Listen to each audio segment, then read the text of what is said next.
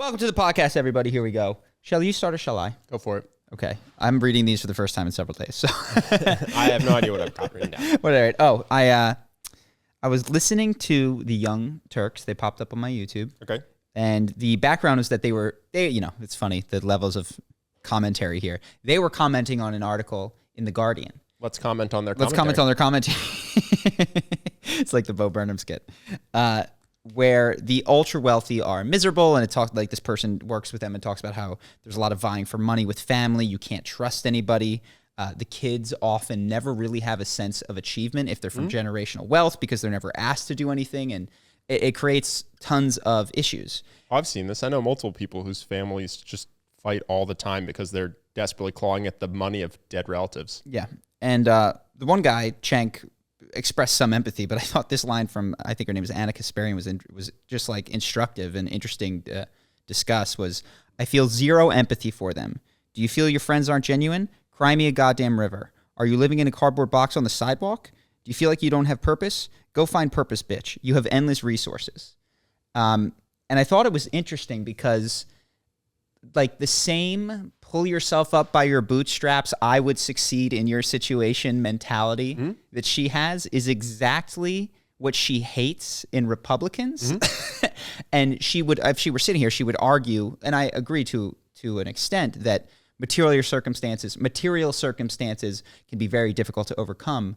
But of course, she has no idea, no concept, and as she expressed, zero empathy for what it would be like to live in someone else's shoes. And if it is the case that so many wealthy people struggle so much to be happy, is that not a material circumstance causing that is having a massive influence over they that? They struggle to really get the predictable patterns that come with what they think they want. So like when children get famous, it's just almost always a death sentence for their mental health. Really bad thing for kids. And people have no empathy when like Justin Bieber is speeding through a neighborhood because he's reckless. He's this, that's like this kid was doomed the second he got famous. And you can see it playing out in the fact that his health has not been good. His mental health has not been good, but nobody feels bad for him in the same way that, because he has the things that they think would improve their lives. Right. Versus there's other things that are predictable. Like if you have an alcoholic, abusive dad, that's going to fuck your life up too. And we all have empathy for that because it makes total sense to us. But it's because we're so far from having experienced Justin Bieber's life of just owning the world at age 14, people really don't understand how that just set him up to be miserable. And they blame his character, even though it's exactly what has happened to so many other celebrity children. It's like, how many times has this pattern played out before we're willing to say this isn't a character defect of the individual? It's exactly what happens when you're super famous at age 13. And I think what you have to recognize is that you can still maintain a position of like, look, I want to have increased personal responsibility. So whether you're the rich pop star who becomes an asshole or whether you're the poor kid from the projects who becomes a gangbanger, like some people do make it out. We want to encourage you to approach your life as if you are not doomed, which you are technically not. Like, of course, even though there's a high percentage of outcomes that might fall into that negative. I would be super curious to know what percentage of kids get famous and then don't have mental health consequences because of it compared to how many people have abusive parents. It might be similar-ish, in which case it's like, yeah, you can have the worst, most traumatic childhood ever and still make it out and be successful, well-adjusted, non-abusive when you're a parent, wealthy based on your own pull you up by your bootstraps type mentality, but it doesn't mean it wasn't harder because of the circumstances. And you can be a well-adjusted kid who happens to be famous, but it's definitely harder because of the circumstances, but nobody has that same level of empathy for you. You know what I mean? You don't look at the Harry Potter kids and amazed at the ones that didn't end up fucked up because of it. Yes. What I found interesting, and I don't know that it's true because there was I forget what it was, the Jonathan Haidt book, which was I don't know if it was The Righteous Mind or something, but it talks about how the Democrats or left-leaning people are higher in the care like metric that you measure. Do they care and have a big heart, lots of empathy? And I think that could still potentially be true on the aggregate. But what is interesting is that it does not extend past a certain group. Oftentimes, it does not extend to the wealthy, at least from what I see and read online. Maybe it does. Maybe some people have understanding. But I've mentioned this. Like, if you were to truly approach the world and not say, view people as individuals and not say, hey, we need to help gays or women or blacks because they are historically oppressed, but instead look at individuals and be like, who is struggling? Who like genuinely needs help, would benefit from help? You might wind up in a world where Jeff Bezos required a lot of community attention, even though he has all that money. And that... You're saying because he might be miserable? Because he might be miserable. And if you were to look at people as individuals... Well, he wouldn't get a ton of attention. He'd just get as much attention as everyone else that's equally miserable. That is equally miserable. Right. Exactly. He's not going to be the most miserable person. He, probably You're just saying not. like he's going to get a little bit. He might get some community care, time, whatever. You know what I mean? Be given his individual circumstances. And that is... People just don't like that, can't imagine that. They think that once you have a certain level of material wealth, any problem that you have is Crimea River territory. Sure. You know, it just doesn't matter. I don't think the problems are worse, though. Like when I say I know families that tear each other apart because they are trying to claw back granddad's money after he dies, they're not more miserable than the people who are having a bunch of infighting because they are impoverished and are struggling to get food. I'm just saying that their circumstances predictably lead there often, which is they don't make the wealth themselves, then they turn on each other, and that leads to unhappiness because they don't have a sense of achievement or strong familial bonds, which is what actually makes you happy no matter what your wealth level is. Well, but it doesn't mean that they're worse off than the people who are. They could be, and we've talked about Avicii. A tie. No, we've talked about Avicii, and I've lived with poor people. I've lived with poor people. A lot of poor people kill themselves too, though. Like Avicii's a tie with all the other suicidal. But you're treating them as groups. I'm saying I've lived with individuals who are very poor in Costa Rica and were way better off than Avicii. Well, I think poverty in Costa Rica is different than poverty in the U.S. because I think happiness is all about expectations. And so in the U.S., you could have the same level of poverty in different countries and have a very different sense of happiness based on your circumstances. Sure, I agree with that. I'm just saying that I'm 100% certain there's someone in America who is impoverished, who is way better off from a subjective experiential standpoint than Avicii was. Yeah, I don't think anyone would fight that. Exactly. So, and you were just saying like, I say it's a tie and not worse. I think you would have to look at each individual to determine whether it was a tie or worse or better based on their own subjective experience. And then of course it's tough to compare. Yeah. Yes, you're saying, the point you're trying to make, I think, is that wealth doesn't cause you to have a sphere of invincibility around you when it comes to being miserable. Mm-hmm. I'm saying I agree. It's not to say that means that you're worse off than somebody who's, like, it's not worse than being poor. You're just saying it doesn't automatically make you happy because you have resources, which I agree with. And all this being said, it's probably a good thing to aim to reduce poverty because the predictable struggles that you have there are often solved by escaping poverty. And then you get other problems that, need different approaches to exactly. to ameliorate your suffering.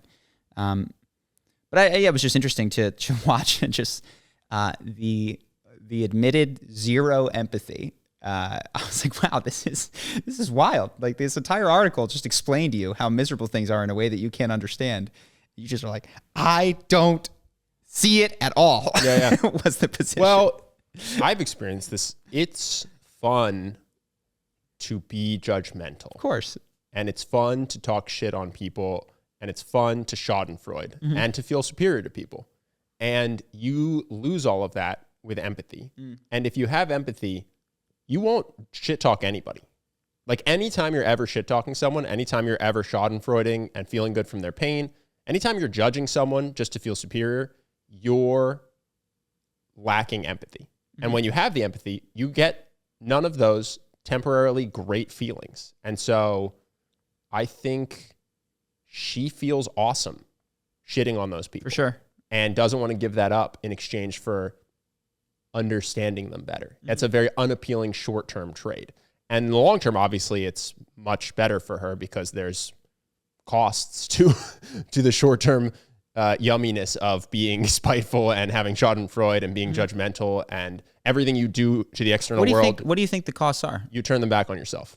Everything you do to the external world, you turn back on yourself. When you're super judgmental to other people and you're getting off on pointing out all their flaws. I would never do that. I'm better than that. Yeah. Are doing all of that to yourself. And when you walk around being like, I think what you're doing is wrong, but I understand how you got there. I wish you wouldn't speed through the neighborhood, but I appreciate based on your circumstances, you have to be this way. I wish you wouldn't rob the bank, but I understand based on your circumstances why. Then when you fuck up and look back on your own mistakes, you will have that same level of, I get why you did that. Mm-hmm. And I don't have any malice for you, and I don't whip you internally. Mm-hmm. And so I think in the long run, everyone would be happier to have more empathy for other people, because I think they would all be much kinder to themselves in their own heads. Mm-hmm. But it's so unappealing to tell that to people in the moment, because it feels so good temporarily to just shit on other people. Yes. And so it is people don't want to give that up. Like lots of the good things in the world that people don't do, it doesn't happen immediately. It's like, okay, I stopped judging other people. You're not like immediately like, oh wow, like a sense of self-love just surging inside of me, and I'm kinder to myself. Well, no, it's a habit. You have a lifetime of habits, and depending on what your habits, some people have a lifetime of empathy habits. They just never, anytime people talk shit, they get weirded out or they defend the person, and that person just has the habit of being kind to themselves, probably. Mm-hmm. But yeah, if you have a lifetime of validating yourself by making yourself superior to other people by pointing out how dumb they are or whatever your thing is, yeah, stopping it for a day isn't going to stop that habit. You have to break the habit over time. Mm-hmm. Very good. So that was one. Cool. What else have we? I got something I think you'll find is interesting. Sure. Because I know that you're big into this kind of stuff. Leading cause of death for people ages 18 to 45. Cars? Fentanyl overdoses. No shit. Yeah. So we talked on the podcast. Cars was the one that I can't control. No, cars used to be also. So so this fentanyl overdoses has gotten past COVID, car accidents, and suicide. Mm. And it's become the leading cause of death age 18 to 45. And I know we've talked on here about how not all death is created equal. And when you die at age 99, the amount of healthy human life that's been lost is probably like a month, right? Like if you die in a car accident at age 99, in a month, you're probably going to die of something else. But when you're 19, you die of a fentanyl overdose. That's a lot of human years lost. Yeah. And it's just interesting. It's for people who don't know what fentanyl is. It's a drug that you cut with other drugs that is cheaper. I thought it was like heroin plus. It's an opioid. Yeah. So people don't know what the word cut is. You combine it with other drugs because it's cheaper than those drugs and it's really strong. Now the downside is it's super deadly, but if you get it right, you can create a similar high. So the person thinks they're buying heroin or whatever it is, and they get the same high they're expecting, but the margin for error is much smaller because it's so much stronger. Yes. Yeah, exactly. And it's just fascinating because it's the leading cause of death in the U.S. from age 18 to 45, which is a demographic you'd think people would care about. Yeah. And no one talks about it. And well, I don't know if that's true. I've heard some about fentanyl, but dude, I haven't seen anybody on any of the major news channels talk about it. No one brought it up in Thanksgiving conversation. You know what I mean? It's just not, to me at least, it's not part of the national dialogue. I understand what you're saying. It's like, it's not COVID or Omicron. It's not that popular. I'm familiar with fentanyl, but yes. Okay. It's not, and by the way, I'm not trying to diminish these other things, but it's not COVID or gun control. Sure. It's definitely not gun control. It's not like how much news coverage are we getting and how much debate are people having with their friends about how this has to get solved, how this is a unbelievably unacceptable problem to have. You know what's interesting is I think the things that rise to national consciousness require opposition. So like if everybody in America had a very similar stance on COVID, which is like, yeah, we're going to wear masks and like some people shouldn't get vaccines, but some people will, and we all just agreed, I think we'd be talking about COVID way less. It's almost like the debate and the disagreement there is why it is such a popular topic. And with fentanyl, I don't think people are like, that's a good thing. They're like, yeah, it's bad. We shouldn't have it. And everybody just kind of... Dude, it's so solvable. This is the interesting thing. The U.S. government is making this happen. Mm-hmm. Every single one of these deaths is on the hands of the U.S. government. If they just legalized drugs, you wouldn't have to cut it with fentanyl. You would be able to go to a CVS and buy drugs instead of going to a guy who's telling you something that you don't know what it is. Yeah. You'd have all these deaths go to zero, literally. Maybe there'd be people who are buying it because it's cheaper on the street, but you'd have them dropping significantly. And not that anyone really seems to care, but you'd also seriously help Mexico and all the violence that occurs from the drug cartels over there that are running the Is that cities. Where fentanyl comes from? Yeah. And so... I thought it was China. I don't know. I'm confused. It's both. Yeah. It's both. Yeah. So basically, but think about it. If you legalize every drug, you don't just interrupt fentanyl sales, which do come from Mexico and China. Mm-hmm. You also interrupt cocaine sales. Cocaine, yeah. Which, as soon as we legalized marijuana, the Mexican drug trade just turned steeper towards cocaine, basically. Yeah. Because there's still some illegal marijuana, but I mean, it's just clearly a diminishing market as people are able to just go to MedMen and buy it, with no problem with a credit card. So yeah, this is the number one cause of deaths, people age 18 to 45, and the U.S. government has the solution whenever they want it, and they don't do it. Yeah. Nobody talks about it. No one is upset about it. And I just find that really interesting that nobody is up in arms demanding that we just legalize all these drugs so that people stop dying of fentanyl. Yeah. I'd like cartel to hear the violence counter stops. argument. It does seem like one of the easy ones that I like. When I feel like we have examples of prohibition, like we had pre-prohibition, a prohibition, and a post-prohibition. We saw that an entire mob and industry formed around it that was extremely violent and had, I believe, far worse consequences than the legalization and regulation of it.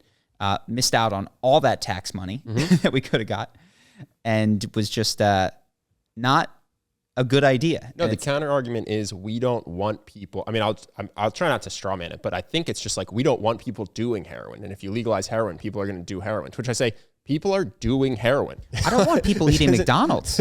You know, like I don't want. Or I don't smoking want cigarettes or drinking soda. I really think if we approach these things, we'd be like, we really don't want people eating shitty fast food. Like that is really not what we want. It's not good for them. It's not good. Yes, but there's this moral. I wonder if it's because of our puritanical origins approach to drugs. It's the other thing.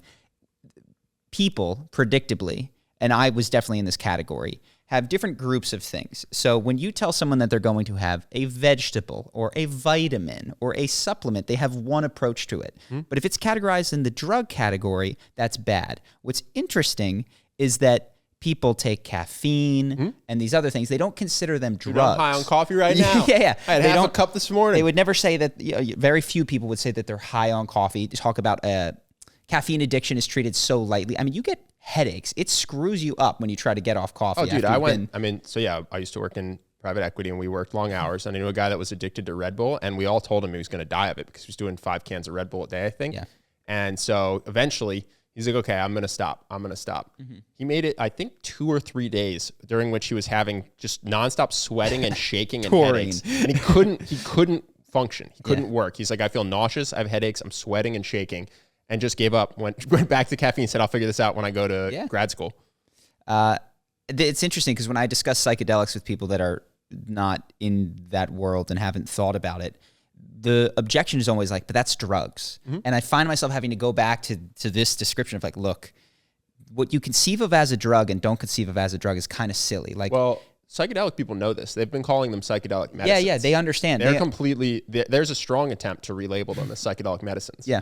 And I think medicine, and I understand why they call it medicine, isn't inappropriate. That will be switched soon too, because people take medicines like Robitussin. It's supposed to do all the work for you.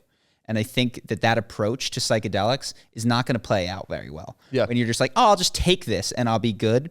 It's not going to work. So I don't know if that's worth diving into, but we just have some anecdotal experiences and our own experiences of psychedelics just being half the battle and how important it is to have good guidance and therapeutic help for integration. Otherwise, it's very likely to do nothing or not go well. Yeah. And for some people, they're like, I took a massive dose of mushrooms and I'm not afraid of dying anymore. It's like, great, that's awesome. I'm glad that it worked out for you. You do not want that to be the standard protocol for most people. Just like, hey, take a heavy dose of this psychedelic and you'll be better.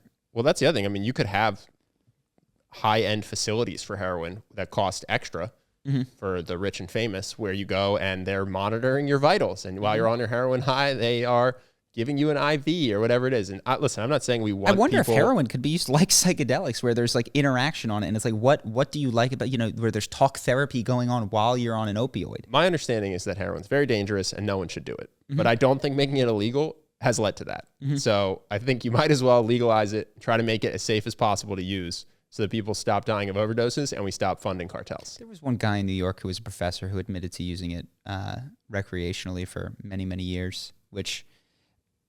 he was microdosing, which I still wouldn't recommend. Yeah, no, I certainly wouldn't recommend it. I don't think he was like train spotting himself, just shooting up and being like, here I go. Well, this is kind of, I think most people watching this know that, and you know that, I don't have to tell you, but I'll say it, is that people treat addiction and drugs as if it's 100% related to whatever the substance is and not related to the style of use, what's going on inside you, how you're using it as a coping mechanism, and your likelihood to become dependent on it to the exclusion of other things. I spoke to a guy that runs an ibogaine clinic. People don't know that's a hardcore psychedelic. That's like the more extreme version of ayahuasca.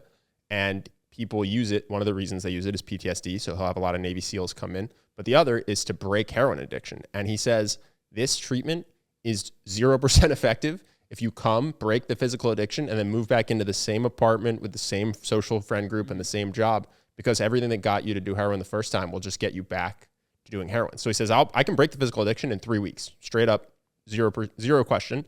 And then we have to work together on creating a new life that doesn't lead the person back to heroin. Mm-hmm. Very good. New topic? Yeah, go for it. So there was, I guess I clicked something related to the Rittenhouse trial, and now Twitch drama shows up on my YouTube, which is, okay. Twitch is like high school, man. At least the stuff that I've been seeing. Maybe it's because that's what I clicked for Rittenhouse, but there's just so much drama. It is ridiculous. So one of the big things now is there's one guy, Hasanabi, I don't really know him that well, is banned on Twitch. And banned means, they use the word ban, I think, inappropriately. It's like for a limited time. My understanding of ban is that it's, in other contexts, usually like you're never coming back, like exile. But yeah, he's suspended. He's suspended. The term is suspended. Suspended seems like the more appropriate term. And maybe that helps stir up the drama, like banned instead of suspended, which is boring. Yeah, well, I mean, if you pop for steroids in a sport, you get suspended. If you get banned, you're never coming back. He said he was saying now, Twitch is very sensitive to slurs and bad words and all these kind of things. And he said that someone was a cracker in an angry way. And now there's this whole, is the C word really bad? Is it as bad as the N word? Is it this? Does it have the historical context? No, it doesn't. And there's all these arguments that to me are so stupid. I know it's not as bad as the N word because you just said it on the podcast, and I promise you're not going to drop the N word. So societally, at least. Well, no, but again, the idea, I think there's one. People discuss language as if, first, historical context matters, which it fucking doesn't.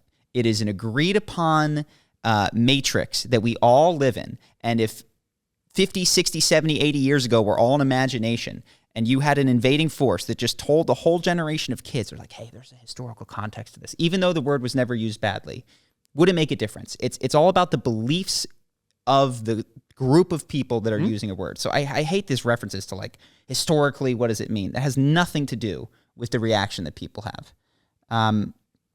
And there's all these silly comments about the people seeming to tie down like an objective meaning of a word and ascribe some sort of valence or value to how strong or bad it is, which just seems like people don't understand language. And the other thing is that when we discuss these things, I think it's so silly that this is an old take, the context doesn't matter, that I have to sit here and say C word, N word, and as if the mere uttering of a sound I don't think do you have to say C word? You can't just say cracker? Definitely can't say N word. As if the mere uttering of a sound would invoke hatred down. It's just like, and it's crazy. But also the idea that like, this was always weird to me when I was a kid. I was like, wait, I can't say damn, but I can say darn. So if I look at you and I go, darn you squiggle licking, face smacking, you know what I mean, with such vitriol that is somehow well, I mean, less honestly, bad than it is less bad though, in the sense that it means it doesn't feel like you just did it. It's completely emotionless to receive. Yes. Be called a squiggle-faced wiggle-wong. Yeah. Even with hate in your heart, like actually, I think there is something in the sense of words. We've talked about this in Charisma. Like what someone understands you to have said is what you said. It's a collective hallucination. When you're trying to persuade someone, or when you're in an argument, and you're saying something and they're like, you said blank, and you feel misunderstood. Yes, but when it comes to persuasion, all that matters is what they heard. You know what I'm saying? When it comes to persuasion, yeah. When it comes to persuasion. Oh, and persuasion is a practical consideration, though. So if anybody who makes a practical argument for this. In hate, it also matters. Because all the hate in your heart, while you're calling me a squiggle-faced tail wagger, it won't affect me because it's not a charged word in my mind. Mm-hmm. So I think that's the power of the word, is if it's charged in the person on the receiving end, then it's going to create a more emotional I think it's reaction. Not. Well, I think it is a mistake to say it is simply because look, when we were approaching charisma, all we cared about were results. So we pretty hard divorced ourselves from our intention and focused on like how is what we're being received. Yeah, and I don't think that's necessarily bad advice. If you're not trying to be creepy, but every person you talk to gets creeped out, you should assess what's happening, because I don't think that you as the speaker are the sole arbiter of what you're saying. So if the whole world thinks that you're creepy, you should take that feedback and reflect on the fact that you're creeping people out instead of being like, no, but my intent isn't to be creepy and the words I'm using aren't creepy. It's like, you don't get to decide that on your own. Like the world gets to tell you to some extent if you're creepy. Yeah. And for the purposes of learning charisma, I think it's a pretty good idea to put reality outside of your perception and say reality is what I think you might be in a way, my guy. All right, bud. You're the star of the show. Is For he in the everybody way that's right listening now, on the Justin? podcast, you'll be confused. You can see him, but it's fine. If you're watching, this is Charlie's dog. Sit over here. Thank you. I forget what I was saying. But yeah, that I don't think it's fair to say, because then you run into this problem. If you go, language is what other people perceive, then other people, should they choose to. No, I'm saying it's partially is what they perceive. Yes, partially. And it's a negotiation. It's a collective, ongoing hallucination negotiation. Which, yeah, I think if you, I mean, not to beat to death, if you, with all the hate in your heart, just yell things that don't make sense to the other person, they're going to laugh. Like your intent alone does not control communication. Yes, but if all of a sudden a group of people decide to think that darn is the worst slur, or that, some common thing that I say. Well, if it's a big enough group, then yeah, they totally get to. And here's it. But what we have to recognize, they will be effective. Practically, that will become true for social interactions, but it does not make it like philosophically, metaphysically true. And so when I hear these arguments, they're often trying to find some sort of like objective floor on which to build their reason why they are right, instead of just saying, my group's in power right now in terms of deciding what this is, or like the people that, not my group, most people agree with me right now. So it's true. That's all it is. But I hear all these other arguments about history, which doesn't matter. It really is just what most people, and you take each of those people and you multiply by their power in society, believe, and then you have your answer of what's good, bad, and neutral in the world. And it's obviously evolving because those people's perceptions and power in society is evolving. So that's it. And I think I agree with what you're saying, which is, if other people tell you that it's bad, it becomes bad practically. It's just when I listen to these arguments, they're and not just bad, flattering, creepy, wonderful. Dude, thick. When did thick become a compliment? I just feel like Right? it's not just. I guess I'm just saying it's not just bad. No, it's like it's all the these words. society really gets to tell you what all the words mean. Yeah. That's sick, dude. Dope. You know what I mean? Like, yeah. Why is this a good Sick. thing? Why is sick good? Dude, you're the shit. Yeah. So I'm just saying it's not just slurs. That's just how language works. Yes. And it's what the, and I think what words do. I guess here's the thing. In terms of having, by the way, all words, their meaning is literally just defined by the society. And that's why different countries have different words for the same. Which is why I think no thing. in Chinese sounds similar to the N word, and you can't get mad about it. Or you can, you're allowed to, technically. It's just, language is just an agreed so here's upon. here's what I'm saying. If you happen to be a person who agrees with American society writ large, have compassion for somebody that didn't grow up in the same type of spheres and bubbles and doesn't use words the same way as you do, and might mean things without the intent and power which you ascribe to them. And I think that's part of my issue with these words and what people say. Any of their slurs that are unacceptable is that you might have the experience that is now dominant in terms of what most people perceive these words to be and how bad they are, but somebody else might not and might use them totally bad. So I guess I'm just saying, obviously, look for context. Well, wasn't this guy's context? Wasn't he trying to use cracker as a slur? He was. So seems pretty down the fairway in terms of. The thing for me is, again, if I were running these social media platforms, and maybe this is impractical. He tried to use it like a racial slur. Yes. So his intent was to racially slur someone. Yes. I don't even think it's a bad word, but if you're going based on, if you're trying to do context, the context here is you tried to use this like it was a hateful word. Yeah. So it's pretty fair to suspend him. And this is unfortunately, I think Twitch is going to be, maybe they are into it. game that they're playing now is just this flow of new bad things that you can't say. It's going to evolve, and there's just going to constantly be people on the edge that are getting banned. What they mean is suspended. They use all words funny, I guess. Yeah. But also, and that's just the game they've decided to play. Is what I'm saying is I don't mind the word, but if your goal is to suspend people when they say a word that is purposely meant to be derogatory and hurtful towards a specific race, this guy violated that policy. Again, but it's also, which I get, and they're a big company and they have to have these blanket policies and things don't make sense. But prior to that, it's like people all the time on Twitch would be like, "Fuck you, you piece of shit, mother," like with such. Sorry, Justin, you don't get paid for this episode. you can bleep it. You can bleep it. That you can be so hateful, so obviously, like, what emotion is that person expressing? We would all agree, oh, that's hate. Like, he fucking hates that person. And if you don't say one of the no-no words, you're fine. But if you use a no-no word describing something, like you're reading Huckleberry Finn, you drop the N-word without calling it the N-word, now that's hate speech. It's just the way that we approach speech today in online communities lacks philosophical rigor. Is that true? I actually don't know. I'm pretty sure if you read Huckleberry Finn on Twitch, when you say it, you are going to look at a ban. And because some of the people that said the word, not this guy, it wasn't in, there were a lot of mods that also got banned that were describing it or talking about it or saying it's okay to say this, like it's okay to say the C word. They were banned as well. I'd be surprised if reading Huckleberry Finn got you banned. You could try it.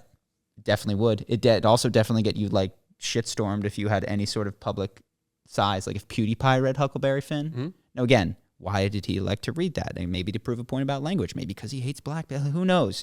But people would read into it all sorts of. I mean, you don't get to control public opinion. So if you didn't get banned, but everyone got mad at you, that seems reasonable to me. Mm-hmm. Not reasonable in the sense that it's justified, but just in the sense that you don't get to say you're not allowed to be mad at me. Sure. I don't think I did anything wrong. You're not allowed to be mad at me. Well, I guess what I wish that people were more sophisticated about their approach to language, and I understand that they're not going to be. Just to be clear, that's not top 10 on my wishes. No. Like, it'd be nice, but it's not that important relative to all the other things I'd wish for first. I would be 6'2" first and foremost. No. I was actually thinking, I wasn't going to bring it up. I was actually thinking about I'm doing these videos on dating, and everybody always writes in, attractiveness and how attractive the celebrities are. And I feel like attraction is so much in your control, with the exception of height.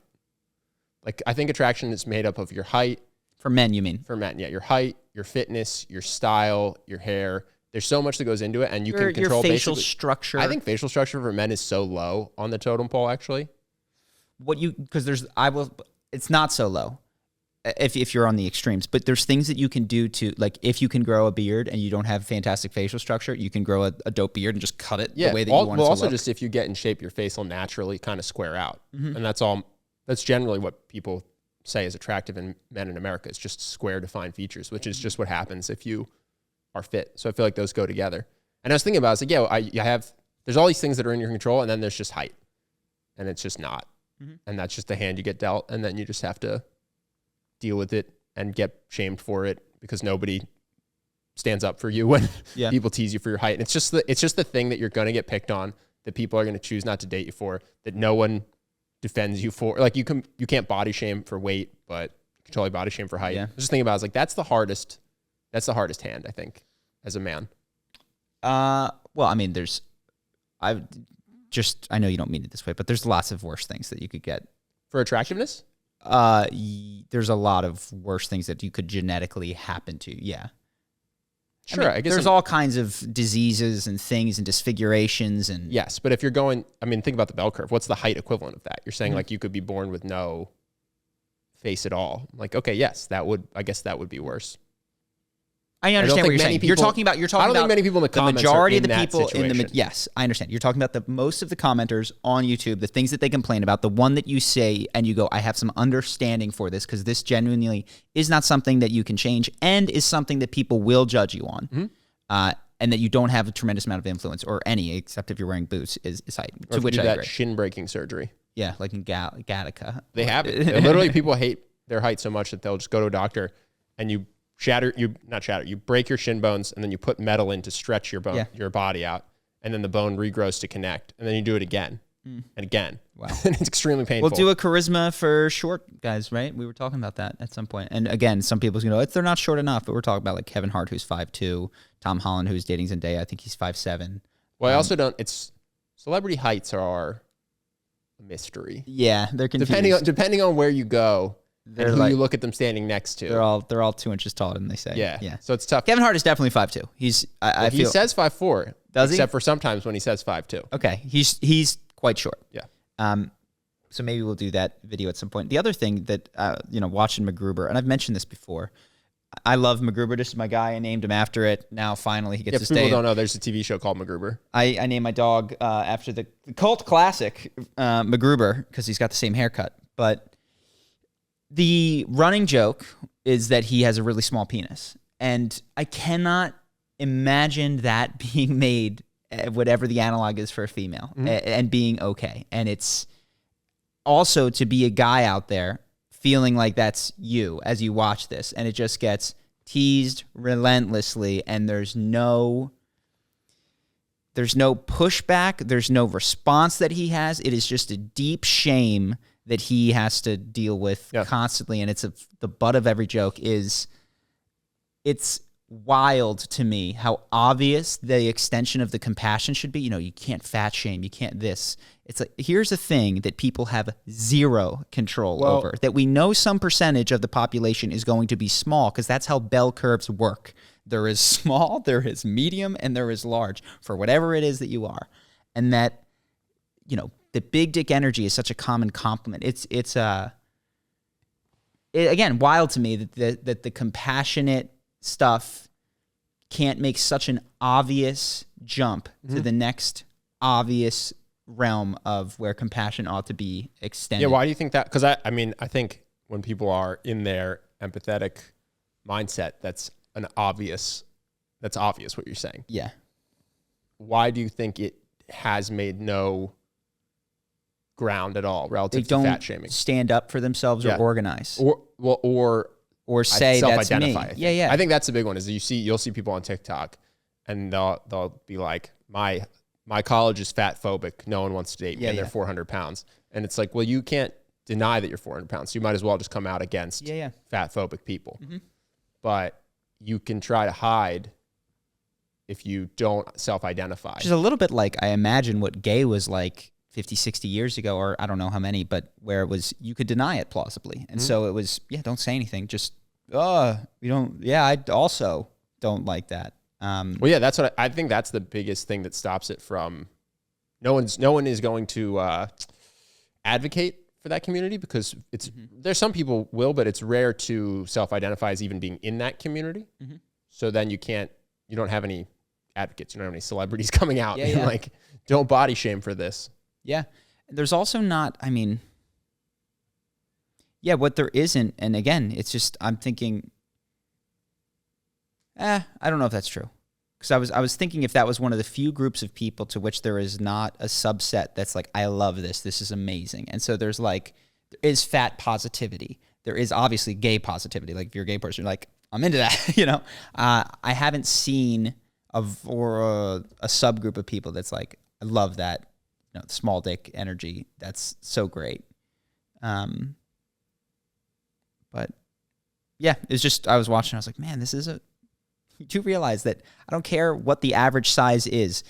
15 to 20 are in the bottom 15 to 20%. You know what I mean? Like people, it's just so obvious. Yeah, and one in eight guys is going to be upset by this. And by the way, I'm a type of person that if I were like owner of the culture, I'd be like, make fun of everything and everybody. Go make fun of the bigs and the smalls and the littles and the like. Just I would be way more permissive than current society. But if you are going to restrict the jokes that can be told, my God, this seems like a logical extension that you're unwilling to pick up on people. What the heck? So, MacGruber. Okay. Good. Anything else that you had? Yeah, we talked about cap gains, and I saw a comment that I wanted to reply to. I had one try too. To clarify. What was yours?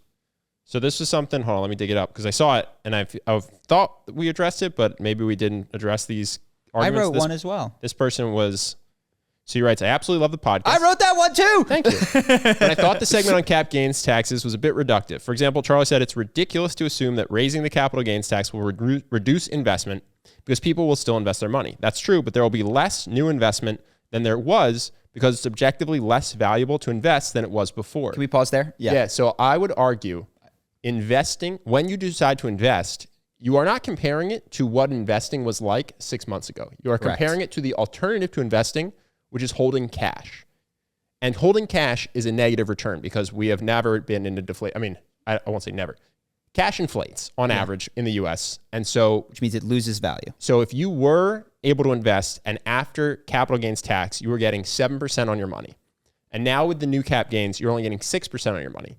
That is still more appealing than holding cash and having a slight negative return as cash becomes less valuable. So I don't think that raising capital gains, especially if you're talking about from 25 to 35%, will reduce investing because that is not your alternative. Your alternative isn't to go back in time and invest when cap gains were lower. And so it is still the logical thing to do to take your 6% instead of your 7% rather than hold cash. So I wrote literally the same comment and stopped at the same point and was, just to be clear, cap gains or is it capital gains? Yeah, they're only on gains that you make. So if you lose money, you're in the same boat as you were before, whatever the rate is. Mm-hmm. If you make money, you're making more than you would have in cash. I actually don't think it would reduce investment at all. I agree. If it were, unless there was some other loophole where people could find their 20%. But if you made income taxed at whatever, 35, 40%, you would not reduce investment one iota, assuming there was no way to escape the U.S. tax system. Right. Now, what you might have is people renouncing their citizenship and moving to Singapore, but actually that is so drastic that I think very few people, based on a tax gains increase of 25% of your capital gains to 35% of your capital gains, I don't think many people are going to renounce their U.S. citizenship and give up their right to live in the country, basically, to go live in Singapore or... Maybe one or two ultra wealthy people. Maybe. It could happen. But yes, your average person who is not moving is going to invest, I would argue, identically even if you raise cap gains. So that was my thought as well. Yeah. And then, well, honestly, the rest of this comment is just about why that's bad, but I don't agree with the premise. I don't agree with the premise. Yep. That's funny. That's exactly what I wrote. Anything else? Yes. So one thing I did want to clarify and then talk. Thanks for the comment. Honestly, I like it was respectful, well written. I appreciate it. Yeah. Agreed. Me too. I'm not calling it out to try to call you out. I just thought that it was worth addressing since apparently we did not, in your mind, compellingly address that the first time. Mm-hmm. One thing that isn't an argument for more taxes. I think the government does things terribly. In my mind, it's a question of why not raise capital gains and lower income taxes, because I think you can get the same tax revenue in a way that the people that are paying taxes are more in line with who most people would want to be paying taxes. But I do think the government is awful at a lot of things. And so one thing I want to say is for people who want big government, the DMV is an awful experience. The IRS is an awful experience. Malibu regularly loses power because they don't invest in putting their power lines underground, but they have a monopoly. Well, I don't know if that's a government agency or a government protected monopoly. That's what I'm saying. It's a government protected monopoly. Yeah. But there's reasons for that. Private enterprise is great. Big government often leads to things being shitty. And this is not me saying that I want overall tax revenue increased, nor that I think the government does good things with their money. They sometimes do. We have to give them some credit. The interstate system is pretty fucking incredible. Oh, I'm not saying they always do something bad. I'm just saying you can argue that capital gains tax doesn't make sense and should go up, and then just say, we'll offset that by making income taxes go down. Mm-hmm. It's not automatically a point that the government should just get more money. It's more a question of why. The question is why are capital gains suppressed relative to income taxes? And even prior to that is there's a philosophical question of what should the government be in charge of? What do they do better than private industry? Where better is not defined as necessarily cheaper, but, get it to everyone, raise a minimum quality of life. And people can disagree there, which would lead to different tax rates and how much revenue they ought to be collecting for the job that they have.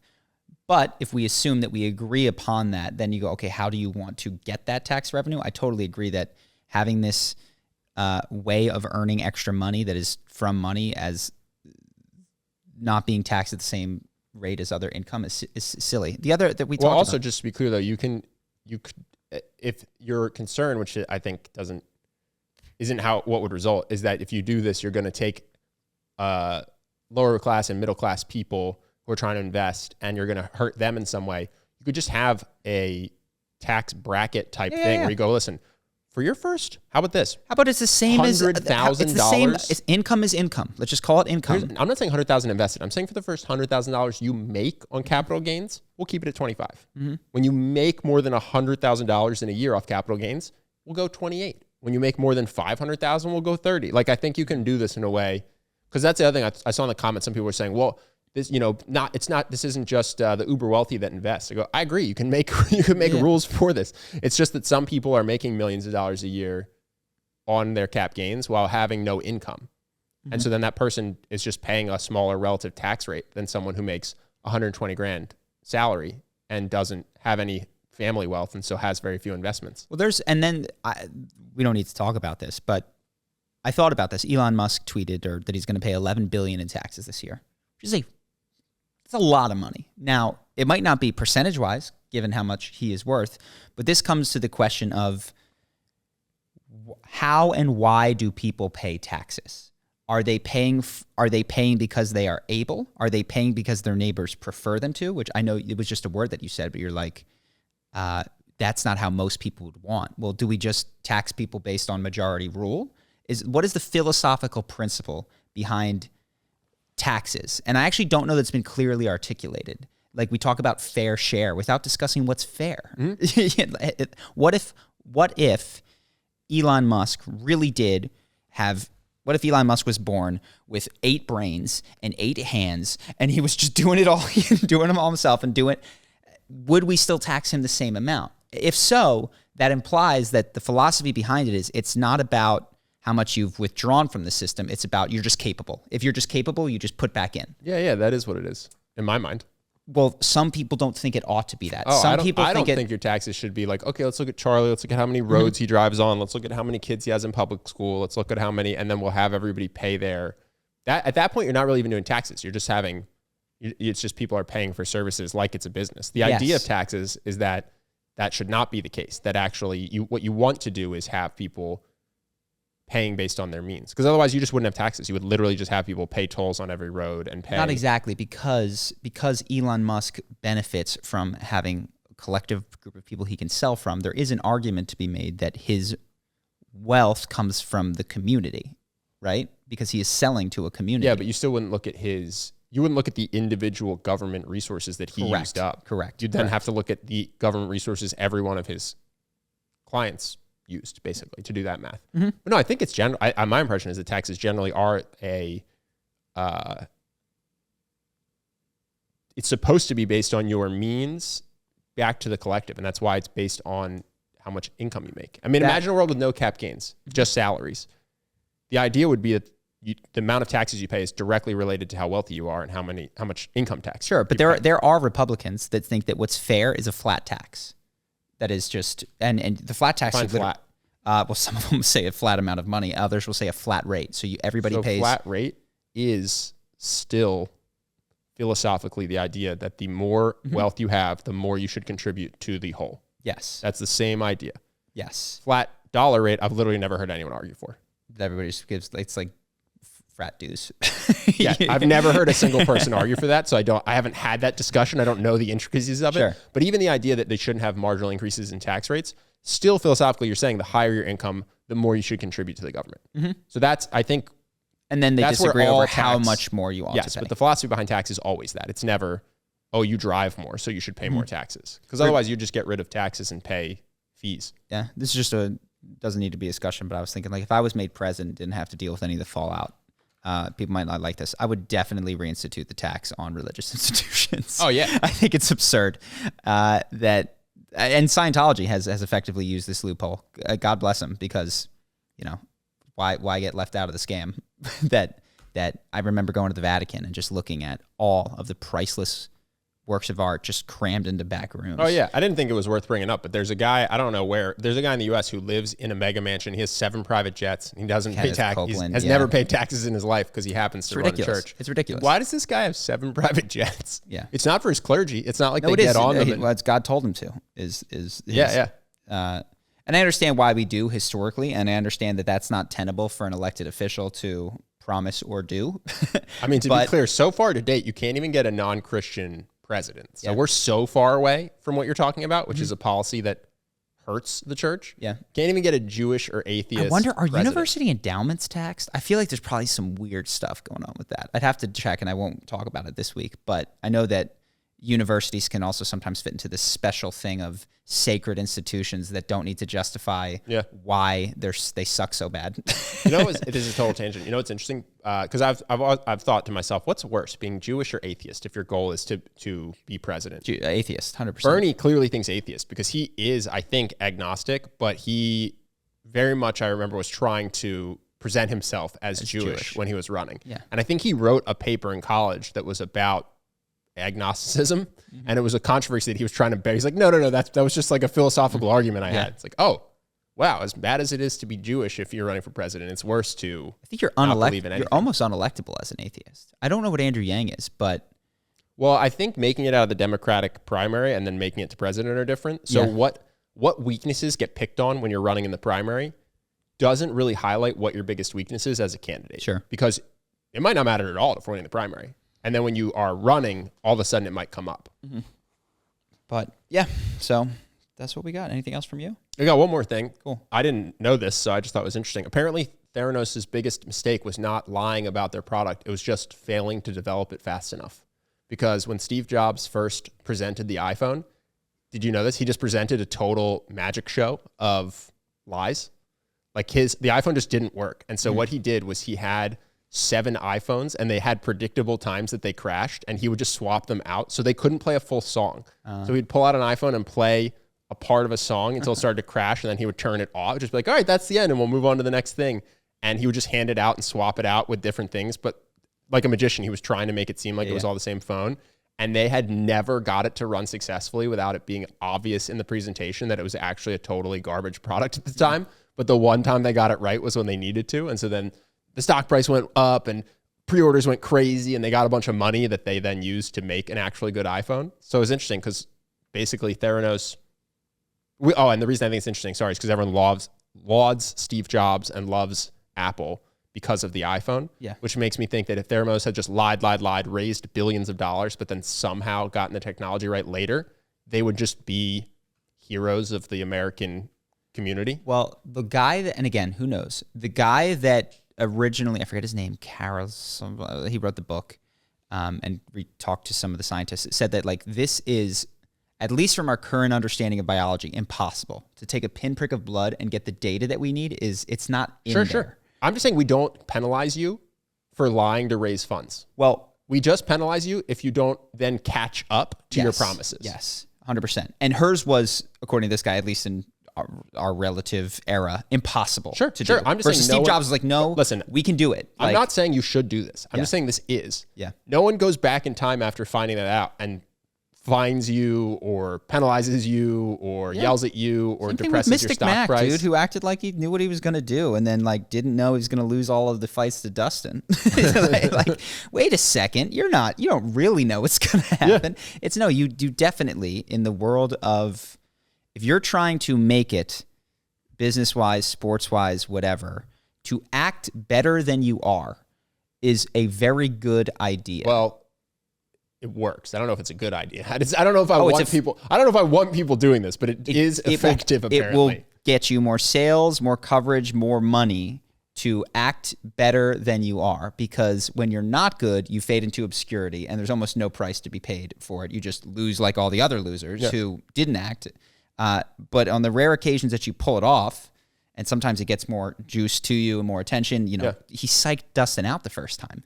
Like, I do really think that first fight, Dustin versus Conor was probably the better fighter, but he also got in his head and freaked him out. And I think he did that with a lot of it. Like Eddie Alvarez is a wrestler who just got in there and didn't try to wrestle him. He was just lost. Yeah, while his coaches begged him to wrestle. Jose Aldo was like he looked honest to God, Connor's mental game, I think, was a huge component of some of those early wins. And yeah, so it just helps early on. And then when you break your leg and you don't predict it, it's like, yeah, of course he couldn't know that. He's still. Well, I guess my only takeaway is that Theranos CEO clearly idolized Steve Jobs. She wore the turtlenecks in his honor, and tried to be him. And her lying about her product was just another way that she was emulating her hero. Like that, she just took it from his playbook, which is your product's not ready, just say it is. Yeah. I just thought that was really interesting. I didn't know that. Maybe Steve had a plan to just yell at his employees really hard until maybe she had a plan to yell at her employees till they did it. Cool. Yeah. Don't have a takeaway. Not saying you should do it at all. I just thought it was interesting that that's the birth of the iPhone. It was just a magic show basically and a product that didn't work. Cool. Let's do some questions. Cool. I got one. So often in your conversations, often in your conversations, I hear a sense of uncertainty. You often finish thoughts with the phrase, but I don't know for sure, or I'm not 100% certain. I think this is a very humble and important trait. However, how do you reconcile this with the usual advice that is given to young people entering the workforce? We're told to seem confident and speak with certainty and authority so that we'll be taken seriously, and often those who do this see results and climb the ladder faster. If you always speak with uncertainty, you might not be taken seriously when you have a good idea, or you might not be seen as deserving of a promotion with more responsibility. This is akin to fake it till you make it mentality. Oh, I'm on air and being recorded. I have way more conviction when I'm not on the podcast. This is because it's being consumed by thousands of people, and I don't know everybody's belief system, and so I have to couch what I'm saying in a way that is hopefully understood by the most amount of people. And I know that people are just going to clip this and try to make it something that isn't being said. So I'm trying to speak in a way that is understandable to everybody on the planet and gives the devil his due in every regard. When I'm just talking to people, I don't talk like that. It's a very different tone and much less of a cover your ass mentality. And it's much more about just what I believe in. This is my podcast persuasion is very different from my in-person persuasion. Well, and also if we wanted to grow the podcast, wouldn't be so nuanced. I wouldn't be the first thing I did. I'd probably get some guests, but somewhere on that list is stop hedging. Just go give crazy hot takes. That's what people want. That's what people click. Well, that's what people react and respond to. In the short term? Yes, but here's the problem. We're kind of all over the place. So even our hot takes, like the one, let's say most people identify with a political party, and so they're Democrat down the line, and then other people are Republican, but they have their identity. We might just come out with an aggressive take on abortion in one direction and gun control in the other that people loved but then hated. And I don't think that's how you build an audience. I think how you build an audience is you just pick a side and then you go down the fairway with hot takes that they're going to love. And you just say, I'm going to have half the people hate me. I'm going to have half the people love me. And that's a big audience, half the people. And we would, I think, be constantly like upsetting the people that we had just brought in as fans when we switched which side of the aisle we were in favor of. Yeah. So I don't think we would grow just by being more hot takey, because our hot takes don't go straight down the fairway. So in any event, you're like, what do I do in my job? How do I handle this? Don't hedge like we do as much on the podcast. We definitely less than we do on the podcast, but I'm not sure it's not going to be great. The other thing is that we're speaking on topics like the economy and politics, which I don't spend most of my time looking and reading. The things that I am least hedgy on are the philosophical grounds, which I feel like I have explored this. So hopefully in your job, when you're speaking about something, you have a degree of mastery over it, which leads you to be much more comfortable finishing sentences strongly.